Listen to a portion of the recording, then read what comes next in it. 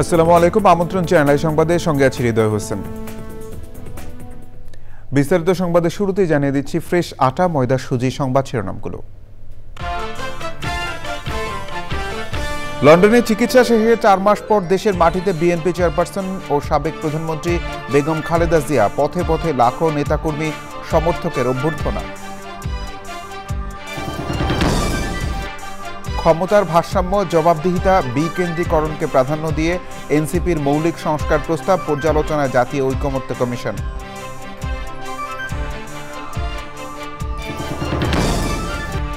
এবারের ঈদুল আজহার ছুটি টানা 10 দিন উপদেষ্টা পরিষদের বৈঠকের সিদ্ধান্ত।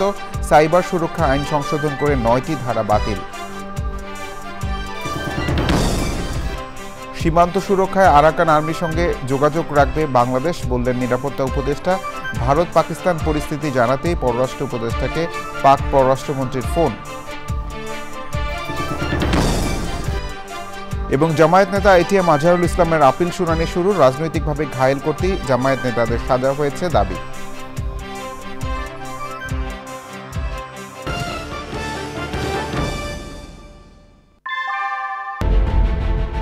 Primacy in build. German technology, Bangladesh's first Thermix rod. Salam Steel Thermax.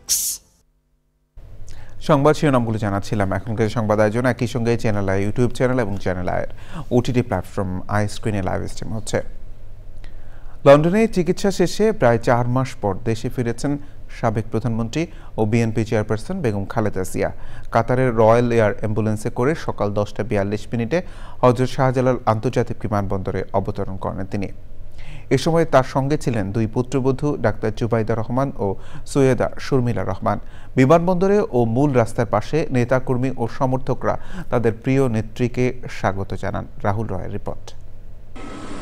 সব শঙ্কা কাটিয়ে প্রায় 4 মাস পর দেশের মাটিতে সাবেক প্রধানমন্ত্রী ও বিএনপি চেয়ারপারসন বেগম খালেদা জিয়া।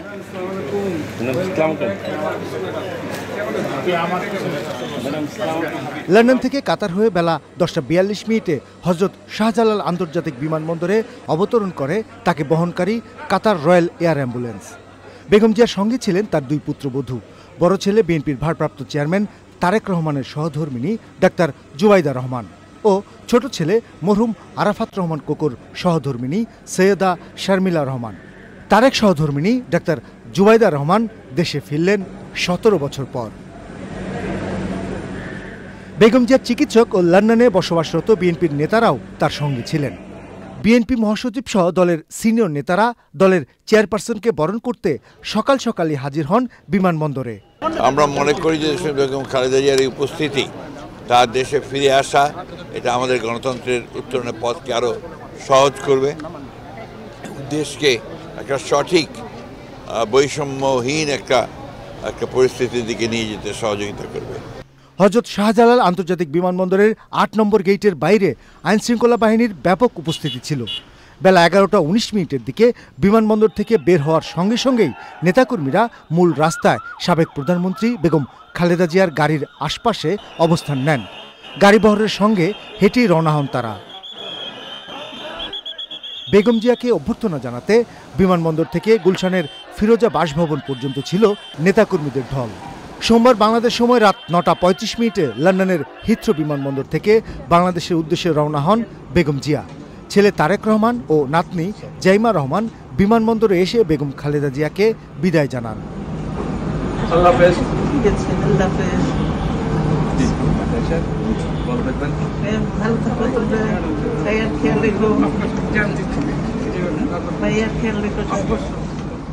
গত 8 জানুয়ারি চিকিৎসার জন্য লন্ডনে যান সাবেক প্রধানমন্ত্রী বেগম খালেদা জিয়া। সেখানে লন্ডন ক্লিনিক হাসপাতালে কিছুদিন চিকিৎসা নেয়ার পর ছেলে বিএনপির ভারপ্রাপ্ত চেয়ারম্যান তারেক রহমানের বাসভবনে থেকেই চিকিৎসা নিয়েছেন। উন্নত চিকিৎসা আর পরিবারকে কাছে পেয়ে এখন অনেকটাই সুস্থ বিএনপি চেয়ারপারসন বেগম খালেদা জিয়া। সাবেক প্রধানমন্ত্রী ও বিএনপি চেয়ারপারসন বেগম খালেদা জিয়ার সুস্থ হয়ে দেশে ফেরা দলমত নির্বিশেষে সবার জন্যই আনন্দের, আর বিএনপির রাজনীতির জন্য তো দারুণ ইতিবাচক। দলের চেয়ারপারসনের জন্য নেতাকর্মীদের অধীর আগ্রহ আর এমন উষ্ণ অভ্যর্থনায় প্রমাণ করে তারা কতটুকু চাঙা। তবে এখন দেখার বিষয় রাজনীতিতে কতটুকু সক্রিয় হন সাবেক এই প্রধানমন্ত্রী। Rahul Roy, channel I, Dhaka. BNP chairperson Begum Khaleda Zia দেশে ফেরায় উজ্জীবিত বিএনপি নেতাকর্মীরা। তাকে স্বাগত জানাতে বিমানবন্দরে জড়ো হন অনেকে। পথে পথে বাঁধ ভাঙা উল্লাস প্রকাশ করে। বেগম জিয়াকে বরণ করে নেয় লাখো জনতা। আক্তার হোসেনের রিপোর্ট। রাজকীয় সংবর্ধনায় বেগম খালেদা জিয়াকে বরণ করে নিতে সকাল থেকেই বিমানবন্দরে আসেন হাজারো নেতাকর্মী। মিছিল, স্লোগান ও করতালির মাধ্যমে উল্লাস প্রকাশ করেন তারা। দীর্ঘদিন পর রাজনৈতিক অভিভাবককে কাছে পেয়ে আপ্লুত নেতাকর্মীরা। আবেগঘন উপস্থিতিতে উৎসবমুখর হয়ে ওঠে বিমানবন্দর থেকে গুলশানমুখী সড়ক। ঈদের থেকেও বেশি আনন্দ। আমাদের নেত্রী চিকিৎসা শেষে বাংলাদেশে আসছে। অত্যন্ত আনন্দের দিন, এটা ঐতিহাসিক দিন। গণতন্ত্রের মা যার হাত ধরে বাংলাদেশে বারবার গণতন্ত্র ফিরে এসেছে। গণজোয়ার তৈরি হয়েছে। দেশনেত্রী বেগম খালেদা জিয়া এদেশের মানুষের আবেগ অনুভূতির জায়গা, এদেশের সার্বভৌমত্বের প্রতীক। আমরা বেগম জিয়ার আগমন উপলক্ষে উজ্জীবিত হয়ে আমরা আমাদের দাবি, নির্বাচনের দাবি আমরা আদায় করে ছাড়বো ইনশাআল্লাহ। খালেদা জিয়ার নেতৃত্বে আগামীর নতুন বাংলাদেশ বিনির্মাণে এবং আন্দোলন সংগ্রামে নতুন প্রাণের সঞ্চার ঘটাবে বলে মনে করেন নেতাকর্মীরা। ওনার নেতৃত্বে আমরা পুরো জাতীয় ঐক্যবদ্ধ থাকবো ইনশাআল্লাহ। আমার দৃঢ় বিশ্বাস এই দেশে গণতন্ত্রের বীজ শক্তিশালী হবে। ষড়যন্ত্রের মুখে তাকে বিদেশে যেতে বাধ্য করার চেষ্টা করছিল, কিন্তু তাকে বিদেশে পাঠাতে পারেনি। তিনি বলছেন বাংলাদেশ ছাড়া আমার অন্য কোথাও কোনো ঠিকানা নেই। মানুষের পাশে থেকে দেশ সেবা করবেন ইনশাল্লাহ। আমি বিশ্বাস করি আমার নেত্রী সুস্থ হয়ে আবার পূর্বের ন্যায় দেশের মানুষের পাশে থেকে কাজ করবে। আমরা এত আনন্দ, এত ফুর্তিতে আছি যে মনে হয় যে আমাদের মা আমাদের ঘরে চলে আসছে। বিএনপি চেয়ারপারসন বেগম খালেদা জিয়ার আগমনকে কেন্দ্র করে বিমানবন্দর থেকে গুলশান পর্যন্ত কিন্তু পুরো রুটটি এরকম জনস্রোতে কানায় কানায় পূর্ণ হয়ে আছে। অধীর হয়ে অপেক্ষা করছে বিএনপি নেতাকর্মী এবং সাধারণ মানুষ। নেতাকর্মীদের সরব উপস্থিতির কারণে 10 কিলোমিটার পথ পাড়ি দিতে খালেদা জিয়ার গাড়ি বহরের 2 ঘন্টারও বেশি সময় লাগে। খালেদা জিয়ার সফরসঙ্গী হিসেবে 17 বছর পর দেশে ফিরেছেন doctor Zubaida Rahman. Akhtar Hossain, Channel I, Dhaka. BNP chairperson Begum Khaleda জিয়ার শারীরিক অবস্থা আগের চেয়ে অনেকটা ভালো বলে জানিয়েছেন তার ব্যক্তিগত চিকিৎসক ডাক্তার AZM জাহিদ হোসেন। পারিবারিক আবহে থেকে মানসিকভাবেও ভালো আছেন বলে জানান তিনি। পূর্ণ সুস্থতার জন্য দোয়া চেয়ে তিনি বলেন, জাতির প্রয়োজনে বেগম খালেদা জিয়া নেতৃত্ব দিতেও প্রস্তুত। বিস্তারিত মইনুল হাসানের রিপোর্টে। লন্ডন থেকে চিকিৎসা শেষে বিএনপির চেয়ারপারসন বেগম খালেদা জিয়া গুলশানের বাসা ফিরোজার পৌঁছার পর তার বর্তমান শারীরিক অবস্থা নিয়ে কথা বলেন ব্যক্তিগত চিকিৎসক ও বিএনপির স্থায়ী কমিটির সদস্য ডক্টর AZM জাহিদ হোসেন। তিনি জানান, চিকিৎসা পরবর্তী অবস্থায় শারীরিক এবং মানসিকভাবে অনেকটাই সুস্থ আছেন বেগম জিয়া। 14 ঘন্টার জার্নি এবং রাস্তার এই জার্নির কারণে উনার শারীরিকভাবে উনি একটু অবসন্ন, তারপরেও মানসিকভাবে উনি অত্যন্ত উনার অবস্থা স্থিতিশীল আছে এবং সেই জন্য আমরা আল্লাহর কাছে দোয়ারা চাই, আপনাদের মাধ্যমে দেশবাসীর কাছেও ওনার সুস্থতা যাতে অব্যাহত থাকে সেজন্য দোয়া চাই। শীঘ্রই তারেক রহমান দেশে ফিরে আসবেন বলে জানান তিনি। সেই দিন বেশি দূরে নয় যেই দিন ভারপ্রাপ্ত চেয়ারম্যান এই মাঠে এসে যে নেতৃত্ব উনি ব্রিটেনে বসে দিচ্ছেন, ইউকেতে বসে দিচ্ছেন, সেই নেতৃত্ব অর্থাৎ শুধু বিএনপির নয়, গণতন্ত্র পুনঃপ্রতিষ্ঠার নেতৃত্ব দেখবেন অল্প কিছুদিনের মধ্যেই হয়তোবা সেই পরিবেশ হয়ে যাবে এবং উনি আসবেন। যখনই প্রয়োজন, জাতির প্রয়োজনে বেগম খালেদা জিয়া নেতৃত্ব দিবেন। আর আমাদের নেতা জনাব তারেক রহমানের যে নেতৃত্ব, ইনশাল্লাহ আরও সুদৃঢ় হবে। বাংলাদেশের মানুষ গণতন্ত্র পাবে, জনগণের অধিকার আদায় হবে। বেগম জিয়া দেশে ফেরার বিষয়ে সার্বিক সহযোগিতার জন্য কাতারের আমির ছাড়াও বাংলাদেশ সেনাবাহিনী, আইন শৃঙ্খলা রক্ষাকারী বাহিনী ও গণমাধ্যমের প্রতি কৃতজ্ঞতা ও ধন্যবাদ জানান তিনি। Monirul Hasan, channel I, Dhaka.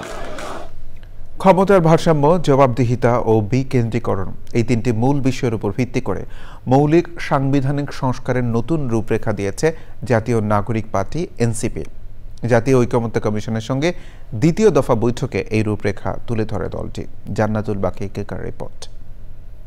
মঙ্গলবার সকালে জাতীয় ঐক্যমত কমিশনের সঙ্গে দীর্ঘ 6.5 ঘণ্টার বৈঠক করে এনসিপি। বৈঠকের শুরুতেই দলটি তাদের সংস্কার প্রস্তাব জমা দেয়। বৈঠক শেষে সংবাদ ব্রিফিংয়ে এনসিপি নেতারা জানান, রাষ্ট্র ও সংবিধান কাঠামোয় মৌলিক পরিবর্তন দরকার।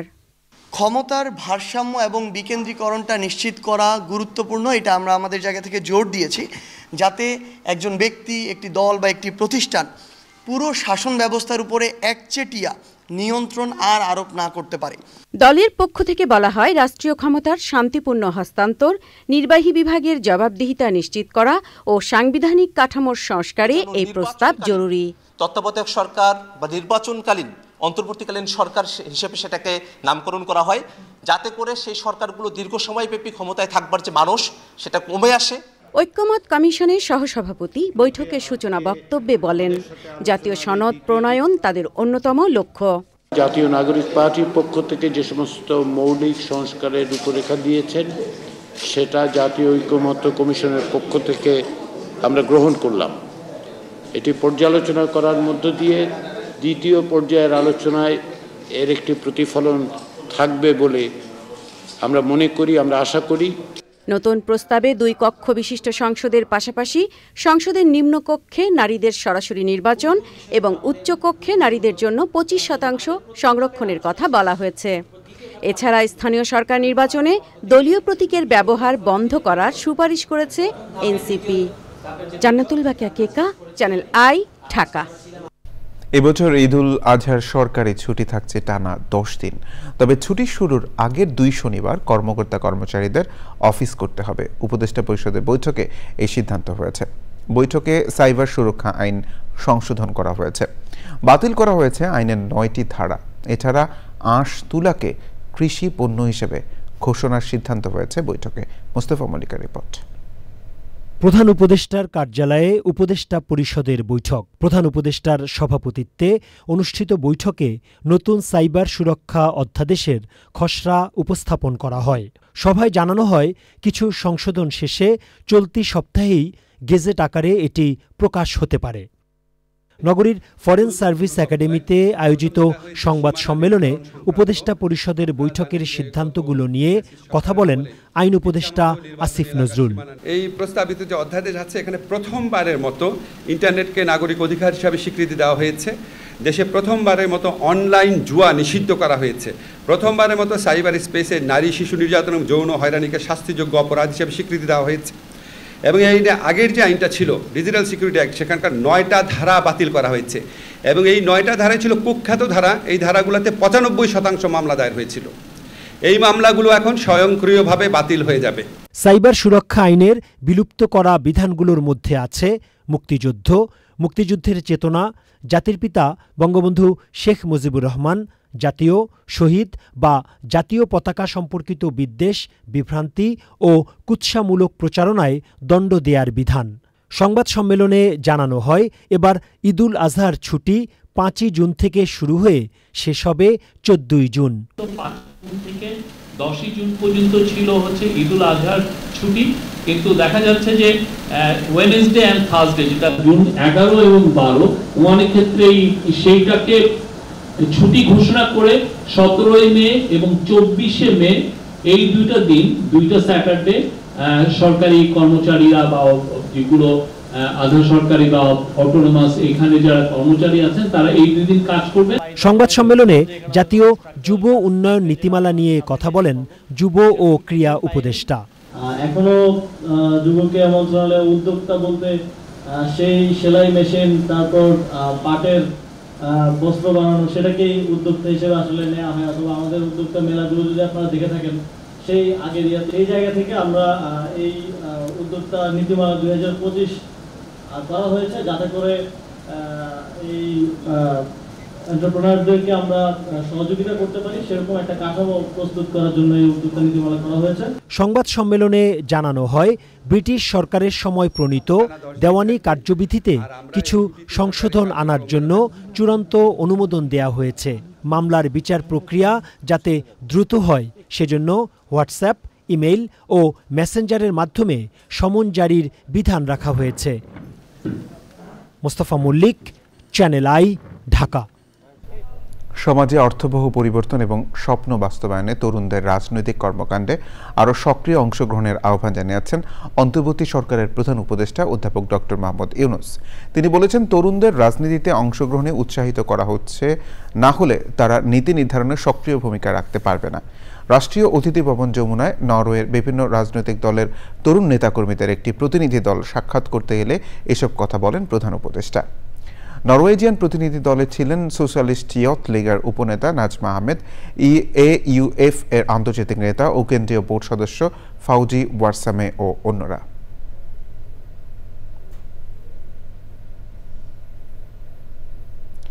সীমান্ত সুরক্ষায় আরাকান আর্মির সঙ্গেও যোগাযোগ রাখবে বাংলাদেশ। সাংবাদিকদের প্রশ্নের উত্তরে জাতীয় নিরাপত্তা উপদেষ্টা ডক্টর খলিলুর রহমান জানান, সার্বভৌম দেশ হিসেবে নিজেদের স্বার্থেই সীমান্তের উপরে যাদের নিয়ন্ত্রণ থাকবে তাদের সঙ্গে যোগাযোগ রাখবে ঢাকা। অন্যদিকে পররাষ্ট্র উপদেষ্টা জানিয়েছেন, সোমবার রাতে ফোনে ভারতের সঙ্গে পাকিস্তানের সংঘাত ও বর্তমান পরিস্থিতি সম্পর্কে তাকে অবহিত করেন পাকিস্তানের পররাষ্ট্রমন্ত্রী। পান্তা রহমান জানাচ্ছেন বিস্তারিত। জাতিগত দাঙ্গা আর মিয়ানমার সেনাবাহিনীর অত্যাচারে কয়েক দফায় বাংলাদেশে এসেছে প্রায় 10 লাখ রোহিঙ্গা। সংখ্যা বেড়ে যায় এখন 11 লাখের বেশি। মিয়ানমার সেনাবাহিনী আর আরাকান আর্মির মধ্যে যুদ্ধের জেরে গত কিছুদিন ধরে নতুন করে অনুপ্রবেশ করেছে প্রায় 1.25 লাখ রোহিঙ্গা। এমন পরিস্থিতিতে রোহিঙ্গা প্রত্যাবাসনের পাশাপাশি গুরুত্বপূর্ণ হয়ে উঠেছে সীমান্ত সুরক্ষার। আরাকানের যে নতুন কর্তৃপক্ষ তৈরি হচ্ছে, সেখানে আমরা রোহিঙ্গাদের প্রতিনিধিত্ব চাই।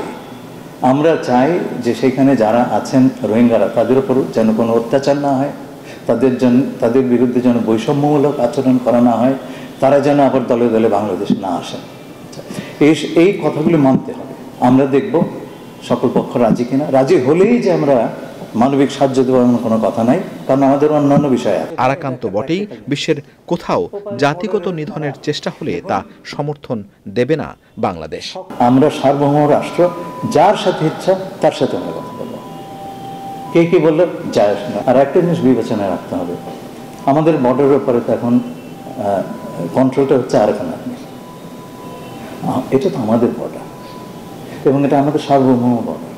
এই বর্ডার আমাকে ম্যানেজ করতে হবে, রক্ষা করতে হবে, শান্তিপূর্ণ রাখতে হবে। এটা একটা পোরাস বর্ডার। তো এর জন্য ওপারে যেই থাকে তার সঙ্গে আমরা যোগাযোগ রাখবো। যদি পারেন টাটমাটো যদি পারে তারা আসুক পাশে, তাদের সঙ্গে তাকে যোগাযোগ ছিল, কোনো প্রতিষ্ঠা করুক, আমরা তাদের সঙ্গে কথা বলবো। পররাষ্ট্র মন্ত্রণালয়ে তাৎক্ষণিক প্রতিক্রিয়ায় পররাষ্ট্র উপদেষ্টা জানান, ভারত পাকিস্তান পরিস্থিতি অবহিত করতেই তাকে ফোন দিয়েছিলেন পাকিস্তানের পররাষ্ট্রমন্ত্রী। ঘটনাটা যা ঘটেছে এবং পাকিস্তান তার ব্যাপারে কি কি পদক্ষেপ নিয়েছে সেটা উনি আমাকে অবহিত করার জন্য ফোন করেছিলেন রাত 8টার সময়, এবং সেখানে তিনি জাস্ট তারা যা করছেন সেটারই বিবরণ দিয়েছেন। আমি আমার কাছ থেকে উনি কোনো সহায়তা চাননি বা রিয়াকশনও কিছু চাননি। আমি শুধু বলেছি যে আমরা আসলে চাই যে শান্তি বহাল থাকুক, আমরা উত্তেজনা প্রশমনে যে কোনো যেন ব্যবস্থা নেওয়া হয়। পান্তা রহমান, চ্যানেল আই, ঢাকা। মৃত্যুদণ্ডাদেশপ্রাপ্ত জামায়াত নেতা ATM আজহারুল ইসলামের আপিল শুনানি শুরু হয়েছে। আইনজীবীরা বলেছেন, রাজনৈতিকভাবে ঘায়েল করতে বিচারের মাধ্যমে জামায়াত নেতাদের সাজা দেওয়া হয়েছে। মাজহুর রহমানের রিপোর্ট। মানবতাবিরোধী অপরাধের অভিযোগে জামায়াত নেতা ATM আজহারুল ইসলামকে দেওয়া মৃত্যুদণ্ডাদেশ বহাল রেখেছিলেন আপিল বিভাগ। এই রায় রিভিউ চেয়ে আবেদন করলে তা মঞ্জুর করে পুনরায় আপিল শুনানির অনুমতি দেওয়া হয়। এতে ট্রাইব্যুনালের আন্তর্জাতিক আইন না মানা ও ভুল সাক্ষ্য প্রমাণের ভিত্তিতে সাজা দেওয়ার বিষয়গুলো আপিল বিভাগে উপস্থাপন করেন আজহারুল ইসলামের আইনজীবী। তিনি আদালতে এসে আমাদের ক্রস এক্সামিনেশনের জবাবে বলেছিলেন যে ATM আজহারুল ইসলাম সাহেব ঝাড়োয়ার বিলের ঘটনার সঙ্গে জড়িত মর্মে তার কোনো সম্পৃক্ততা নেই, এই কথা আদালতে বলেছেন। কিন্তু সেইটিকে অতীতের আমাদের আপিল বিভাগ এই নেইটিকে তার সাথে সত্য নয় বলে পড়তে বলেছিলেন আমাদেরকে। যন্ত্র ছাড়া 6 কিলোমিটার দূর থেকে কোনো মানুষ দেখতে পারে কোনো মানুষ ট্রেন থেকে নেমেছে কিনা, কাউকে গুলি করেছে কিনা, কাউকে অ্যাটাক করেছে কিনা। জামায়াত নেতাদের সাজা নিয়েও কথা বলেন আইনজীবী। আমরা বলেছি এগুলো প্রমাণ করে যে ওই ট্রাইব্যুনালে যে বিচার হয়েছে তা সব কিছু হয়েছে অসৎ উদ্দেশ্য প্রণোদিত এবং কতিপয় রাজনৈতিক নেতৃবৃন্দকে সাজা দিয়ে রাজনৈতিক উদ্দেশ্য হাসিল করার জন্যই এই সমস্ত কাজ করা হয়েছিল। এই মামলায় নিজেদের অবস্থান ব্যাখ্যা করে প্রসিকিউশন। যে প্রসিকিউশনটা করা হয়েছিল এটিএম আজহার সাহেবের মামলার ক্ষেত্রে দ্যাট ওয়াজ ম্যালাফাইড। সে ব্যাপারে ওনারা যেটা বলেছেন, আমরা স্ট্র্যাটেজিক্যালি এবং আরও একটু দেখে শুনে তারপরে আমরা বৃহস্পতিবার ডিসিশন নেব যে আমরা এই ব্যাপারে কি আর্গুমেন্ট থাকবে। প্রথম দিন শেষে আগামী বৃহস্পতিবার পর্যন্ত আপিল শুনানি মুলতবি করেন প্রধান বিচারপতির নেতৃত্বাধীন 7 বিচারপতির বেঞ্চ। মাজহরক মান্না, চ্যানেল আই, ঢাকা। পরিবেশ, বন ও জলবায়ু পরিবর্তন মন্ত্রণালয় এবং পানি সম্পদ মন্ত্রণালয়ের উপদেষ্টা সৈয়দা রিজওয়ানা হাসান বলেছেন, বিশ্বের 32টি দেশ চিমনি থেকে পোড়া ইট তৈরির কার্যক্রম বন্ধ করে দিয়েছে। এই সময় তিনি পরিবেশগত চ্যালেঞ্জগুলোকে সরাসরি মোকাবেলা করতে সকলের প্রতি আহ্বান জানান। সকালে রাজধানীর বিআইসিসিতে আন্তর্জাতিক শ্রম সংস্থা আয়োজিত বাংলাদেশ ন্যায্য রূপান্তর একাডেমি সবুজ অর্থনীতিতে সকলের জন্য উপযুক্ত কাজ শীর্ষক আলোচনায় তিনি এসব বলেন। পরিবেশ উপদেষ্টা বলেছেন, বাংলাদেশকে বায়ু, মাটি এবং শ্রমশক্তি রক্ষায় প্রত্যেককে প্রতিশ্রুতিবদ্ধ হতে হবে। এ সময় সেখানে জাতিসংঘ এবং আন্তর্জাতিক শ্রম সংগঠনের কর্মকর্তারা ছিলেন।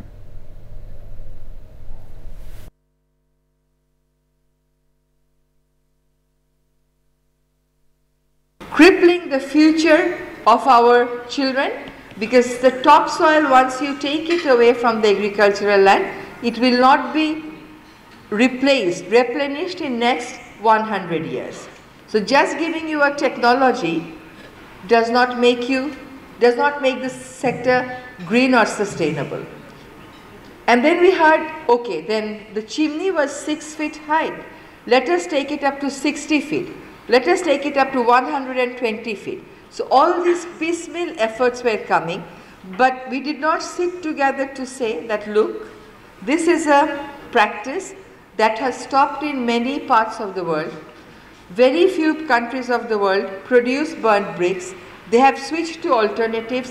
So what we need is a 100% shift to safer alternatives that will be protective of the laborers, the topsoil and the air. এবার আই স্পোর্টস।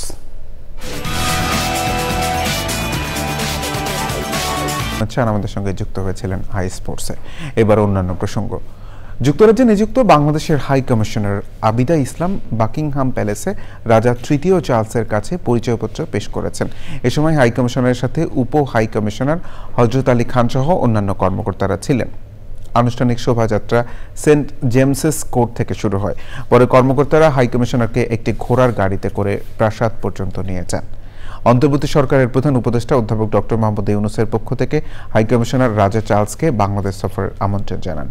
এই সময় রাজা চার্লস অধ্যাপক ইউনূসকে শুভেচ্ছা জানান এবং তার দাতব্য সংস্থা ও গ্রামীণ ব্যাংকের 50 বছর পূর্তি নিয়ে কথা বলেন।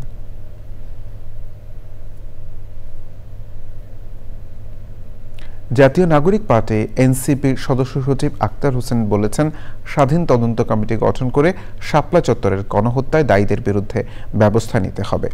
রাজধানীর বাংলা মোটরে দলের কার্যালয়ে শাপলা হত্যাকাণ্ডের একযুগ বিচার, সুষ্ঠু তদন্ত, শহীদদের স্বীকৃতি ও ক্ষতিপূরণের রাষ্ট্রের দায় শীর্ষক আলোচনা সভায় তিনি একথা বলেন।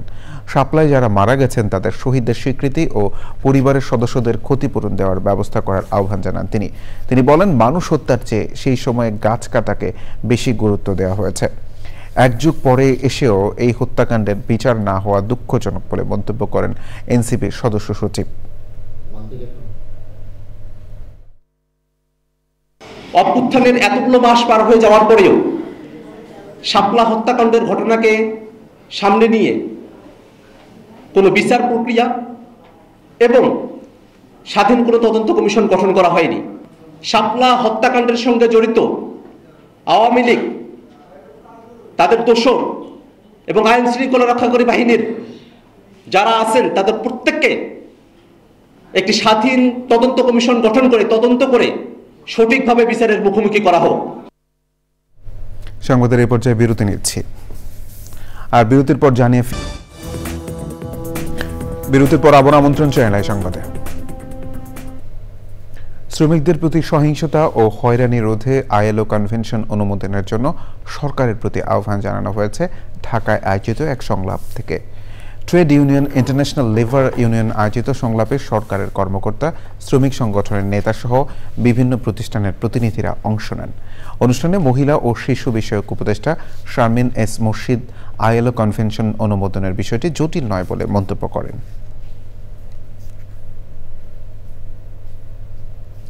বিশ্ব হাঁপানি দিবস উপলক্ষে রংপুরে ব্রঙ্কিয়াল অ্যাজমা বিষয়ক বৈজ্ঞানিক সেমিনার হয়েছে। ইনসেপ্টা ফার্মাসিউটিক্যালস লিমিটেডের সহযোগিতায় প্রাইম মেডিকেল কলেজের হলরুমে বৈজ্ঞানিক সেমিনারের প্রধান অতিথি ছিলেন কলেজের অধ্যক্ষ অধ্যাপক নুরুল ইসলাম। হাসপাতালের পরিচালক অবসরপ্রাপ্ত ব্রিগেডিয়ার জেনারেল ডাক্তার গোলাম রসুলের সভাপতিত্বে সেমিনারে বক্তারা অ্যাজমার সঠিক চিকিৎসার পরামর্শ দেন। তারা শ্বাসযন্ত্রের ক্ষতি হয় এমন অভ্যাস বাদ দেওয়ারও তাগিদ দেন।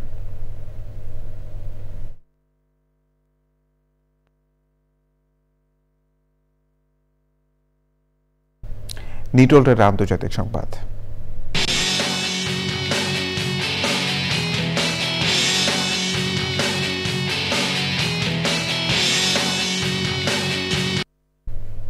ফিলিস্তিনের গাজা উপত্যকা সহ একই দিনে আরও 3টি দেশে বোমা হামলা চালিয়েছে ইসরায়েল। আক্রমণের শিকার অন্য দেশগুলো হলো সিরিয়া, লেবানন ও ইয়েমেন। গাজায় বোমা হামলায় অন্তত 54 জন নিহত হয়েছেন।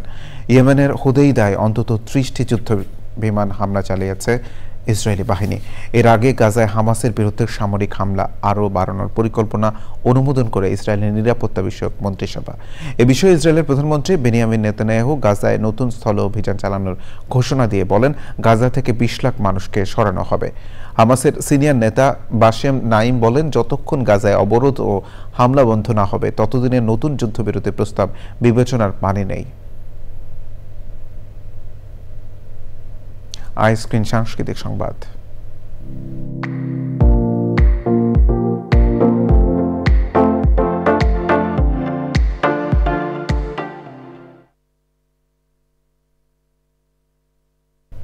বিনোদনের দুনিয়া ওটিটি প্ল্যাটফর্ম আইস্ক্রিনে এলো নতুন নাটক চালাকি। ভালোবাসার গল্পে নির্মিত নাটকটিতে অভিনয় করেছেন শ্যামল মাওলা এবং মিহি আহসান। আইস্ক্রিনে ফ্রিতে নাটকটি উপভোগ করতে পারবেন দর্শক।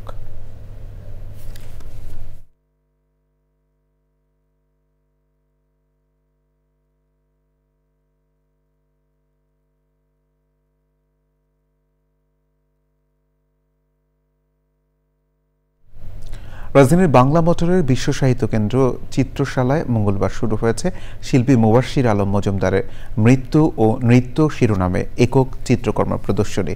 সাংস্কৃতিক সংগঠন ছায়া সভা আয়োজিত 5 দিনের এই প্রদর্শনীর উদ্বোধন করেন বরেণ্য শিল্পী রফিকুন নবী। উদ্বোধন অনুষ্ঠানে আরও ছিলেন অধ্যাপক আবুল মনসুর, অধ্যাপক সৈয়দ আজিজুল হক সহ বিশিষ্টজনেরা।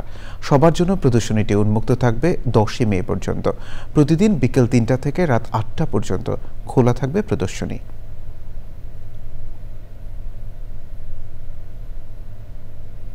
কৃষি সংবাদ।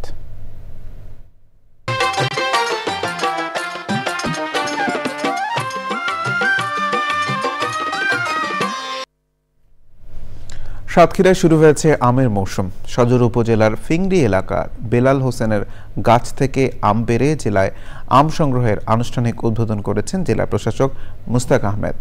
সাতক্ষীরা থেকে আবুল কালাম আজাদের পাঠানো তথ্য ভিডিওচিত্রে রাজীব আহমেদের রিপোর্ট। সমুদ্রপৃষ্ঠের খুব নিকটে উপকূলীয় জেলা সাতক্ষীরায় আবহাওয়ার কারণে স্থানীয় জাতের বিভিন্ন আমের মধ্যে বৈশাখী গাছে পাকা শুরু হয়। অপরিপক্ক আম কেমিক্যাল দিয়ে পাকানো রোধে জেলা প্রশাসন ও কৃষি সম্প্রসারণ অধিদপ্তর সময় বেঁধে দিয়ে আম ক্যালেন্ডার প্রকাশ করে। ক্যালেন্ডার অনুযায়ী এবছর 5 মে থেকে গোপালভোগ, গোবিন্দভোগ, বোম্বাই সহ স্থানীয় জাতের বিভিন্ন আম পাড়া শুরু হয়। পর্যায়ক্রমে আগামী 20 মে হিমসাগর, 27 মে ল্যাংড়া এবং 5 জুন থেকে অম্রপালি আম বাজারে পাওয়া যাবে। 25 থেকে 30 দিনে আমাদের সাতক্ষীরা জেলাতে প্রায় 400 থেকে 600 কোটি টাকার একটা বাণিজ্য হয়ে থাকে। আমরা মনে করছি এটা দ্বিগুণ করা সম্ভব। আমরা সবার সহযোগিতা চাই। আম পাড়ার সময়টা পিছিয়ে দেওয়ায় ঝড় বৃষ্টির কারণে ক্ষতিগ্রস্ত হওয়ার আশঙ্কা করছেন অনেকেই। এবছর ডেটটা একটু পিছিয়ে আমরা আমাদের আমটা ক্ষতিগ্রস্ত হবে কিনা বলতে পারছি না, কারণ ঝড়ঝড়টার সময় তো, তাই যদি ডেটটা একটু আগে আসতো তাহলে আরও ভালো হতো। সাতক্ষীরার আম দেশ এবং দেশের বাইরে বিশেষ করে ইউরোপের বাজারে একচ্ছত্র আধিপত্য বজায় রাখে। বিগত কয়েক বছর ধরে আমরা দেখেছি। এবার কিন্তু চায়নাতেও সাতক্ষীরার আম যাচ্ছে। সাতক্ষীরার হিমসাগর আম বিশ্বের বিভিন্ন দেশে রপ্তানি হচ্ছে। হিমসাগর আম সাতক্ষীরা তথা বাংলাদেশের অনন্য আম, যেটা সারা পৃথিবীতে রপ্তানি হয়। তা আমরা উদ্যোগ নিয়েছি যে সাতক্ষীরার আম যেন যথাযথভাবে চাষ করা হয়, যথাযথ সংরক্ষণ করা হয় এবং যথাযথভাবে আপনার বাজারজাত করা হয়।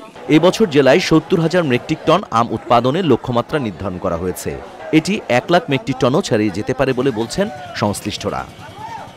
Rajib Ahmed, Channel I. প্রকৃতি সংবাদ।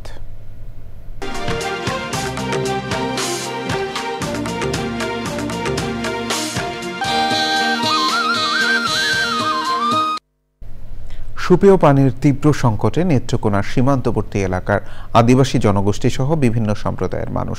জলবায়ু পরিবর্তনের বিরূপ প্রভাবে ভূগর্ভস্থ পানির স্তর নিচে নেমে যাওয়ায় পানিশূন্য শত শত নলকূপ।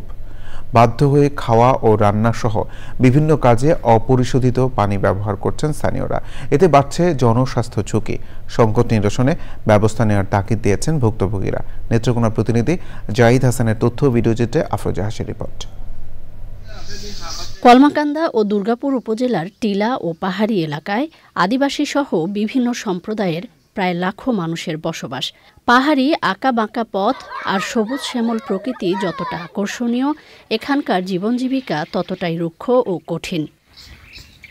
জলবায়ুর অভিঘাত আর মানবসৃষ্ট নানা কারণে পানিশূন্য নদী, খাল, পাহাড়ি ছড়া সহ অধিকাংশ জলাশয়। সুপেয় পানি সংকটে এই জনপদের দুর্ভোগ বেড়েছে কয়েক গুণ। আমরা দূর থেকে এসে এখান থেকে পানি খাচ্ছি, আমাদের কল নেই, টিউবওয়েল নেই। শুধু আমাদের এখানেই না, আমাদের এই এলাকায়, আমাদের এই পুরো এলাকায় আমাদের পানির সমস্যা। কোনো গভর্নমেন্ট থেকেও কোনো সংস্থার এইগুলা পানির সমস্যার সমাধান হয় না। পাহাড়ি গুহা, ঝর্ণার ছড়া, কুয়া ও নদীতে গর্ত করে জমা পানি ব্যবহার করছেন এই অঞ্চলের মানুষ। সবসময় কষ্ট করে সংগ্রহ করে পানি গ্রহণ করতে হয়। পানির জন্য আমরা খুব কষ্ট করি। আমরা দীর্ঘদিন পানির জন্য সমস্যায় ভুগতেছি। আমাদের বাচ্চাদের শরীরে চুলকানি হচ্ছে পানির জন্য। জানুয়ারি, ফেব্রুয়ারি মাস, এপ্রিল, মে, জুন বৃষ্টি এই পর্যন্ত এরকমই আমাদের পানি খেতে হয়। সংকট নিরসনে উদ্যোগ নেওয়ার কথা জানিয়েছে জনস্বাস্থ্য প্রকৌশল অধিদপ্তর। যে অঞ্চল, সেই দুর্গত অঞ্চলে একটা প্রকল্প চলমান আছে।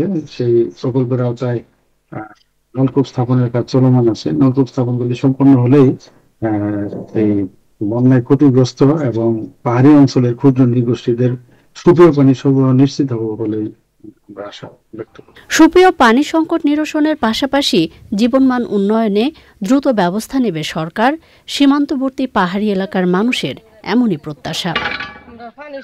আফরোজা হাসি, প্রকৃতি ও জীবন desk, channel I. Dhaka bank PLC বাণিজ্য সংবাদ।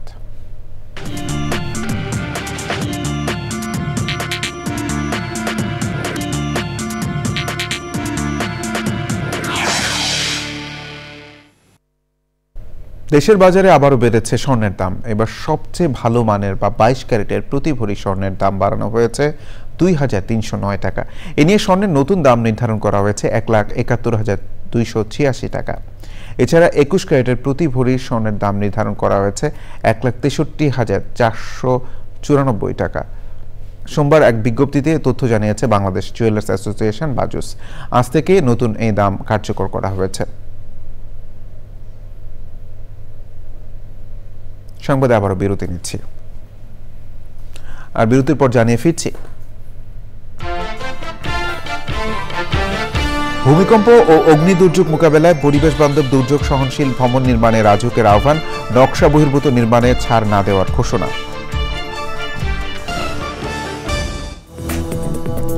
বিরতির পর আবারও আমন্ত্রণ চ্যানেল আই সংবাদে। গৃহায়ন ও গণপূর্ত উপদেষ্টা বলেছেন, ভূমিকম্প ও অগ্নি দুর্যোগ মোকাবেলায় নিরাপদ, পরিবেশ বান্ধব ও দুর্যোগ সহনশীল ভবন নির্মাণ করতে হবে। ভবন সংক্রান্ত দুর্যোগ প্রশমন বিষয়ে সেমিনারে রাজুক চেয়ারম্যান বলেছেন, যারা নকশা বহির্ভূত ভবন নির্মাণ করছেন তাদেরকে কোনো ছাড় দেওয়া হবে না। পরাগ চিকমের রিপোর্ট। রাজধানী উন্নয়ন কর্তৃপক্ষ রাজুক এবং জাইকার আয়োজনে ভবন সংক্রান্ত দুর্যোগ ঝুঁকি প্রশমনে জনসচেতনতা বৃদ্ধি বিষয়ক সেমিনার। বিশেষ করে ভবনগুলোতে ভূমিকম্প ও আগুনের ঝুঁকি কিভাবে কমানো যায় সে বিষয়ে বিস্তারিত আলোচনা হয় সেমিনারে। রাজধানীর একটি হোটেলে ওই সেমিনারে অংশ নেন সরকারের সংশ্লিষ্ট নীতি নির্ধারক, ভবন মালিক ও প্রকৌশলীরা। দেখেন, ড্যাব নিয়ে আলোচনা করতেছি, বিধিমালা নিয়ে করতেছি, কিন্তু সামান্য একটা জিনিস আমরা একটা নকশা নিয়ে ওই মোতাবেক তো বিল্ডিংই করতে পারতেছি।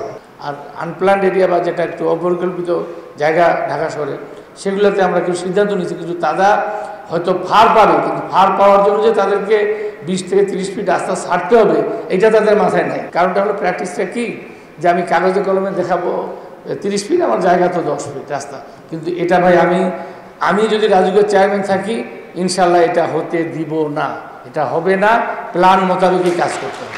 অনুষ্ঠানে প্রধান অতিথির বক্তৃতা করেন গৃহায়ন ও গণপূর্ত উপদেষ্টা আদিলুর রহমান খান। আমরা চাই ভবিষ্যতের শহর হবে এমন যেখানে প্রতিটি ভবন হবে নিরাপদ, পরিবেশ বান্ধব এবং দুর্যোগ সহনশীল। কারণ দুর্যোগ তো এটা আমাদের কিছু করার নাই, হবেই, এবং সেটা যেন সহনশীল হয়, যেন সেই জায়গায় দৃঢ়ভাবে এবং দুর্যোগ মোকাবেলা করতে অভ্যস্ত এমনভাবে কাঠামোটা তৈরি করা হয়। ভবিষ্যতে নিরাপদ শহর গড়তে প্রকৌশলীদের দক্ষতা বাড়ানোর পরামর্শ দিয়েছেন আলোচকরা। পরাগ আজিম, চ্যানেল আই, ঢাকা।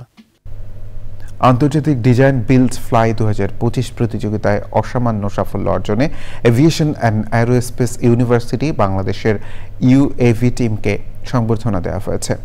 প্রতিযোগিতায় নিজস্ব উদ্ভাবিত দুটি ইউএভি নিয়ে বিশ্ববিদ্যালয়ের শিক্ষার্থীরা অংশগ্রহণ করেন। ডিজাইন প্রতিযোগিতায় 18তম এবং সার্বিকভাবে 36তম স্থান অর্জন করেন এএইউভি শিক্ষার্থীরা, যা বাংলাদেশের জন্য আন্তর্জাতিক পরিমণ্ডলে সুনাম বয়ে এনেছে। বিশ্ববিদ্যালয়ের ঢাকা ক্যাম্পাসে এক অনুষ্ঠানে তাদের হাতে সম্মাননা তুলে দেন বিশ্ববিদ্যালয়ের উপাচার্য air vice marshal AKM Monirul Bahar. আরও বক্তব্য রাখেন ইউভি দলনেতা group captain doctor Saifur Rahman. এক সপ্তাহের মধ্যে মহাসড়কে 3 চাকার যানবাহন চলাচল বন্ধের দাবি জানিয়েছেন রংপুর বিভাগের পরিবহন মালিকরা। এই সময়ের মধ্যে দাবি মানা না হলে রংপুর বিভাগে পরিবহন ধর্মঘটের হুঁশিয়ারি দিয়েছেন তারা। রংপুর মোটর মালিক সমিতি কার্যালয়ে সংবাদ সম্মেলনে রংপুর বিভাগের বিভিন্ন জেলার মোটর মালিক সমিতির নেতারা বলেন, অবিলম্বে দাবি মেনে না নিলে বৃহত্তর আন্দোলন কর্মসূচি ঘোষণা করা হবে।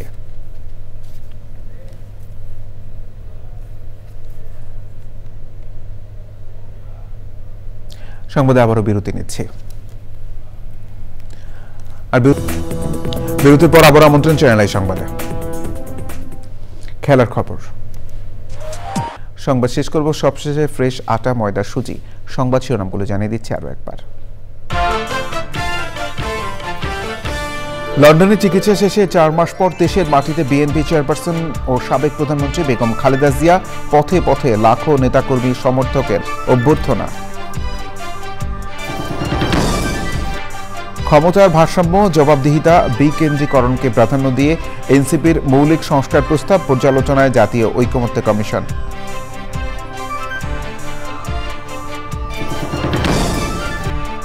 এবারে ঈদুল আজহার ছুটি টানা 10 দিন। উপদেষ্টা পরিষদের বৈঠকে সিদ্ধান্ত, সাইবার সুরক্ষা আইন সংশোধন করে 9টি ধারা বাতিল। সীমান্ত সুরক্ষায় আরাকান আর্মির সঙ্গে যোগাযোগ রাখবে বাংলাদেশ, বললেন নিরাপত্তা উপদেষ্টা। ভারত পাকিস্তান পরিস্থিতি জানাতেই পররাষ্ট্র উপদেষ্টাকে পাক পররাষ্ট্রমন্ত্রীর ফোন।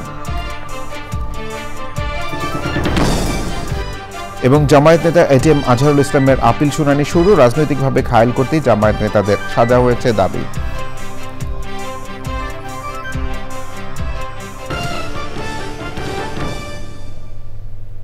এই ছিল সংবাদ আয়োজন। ধন্যবাদ সবাইকে।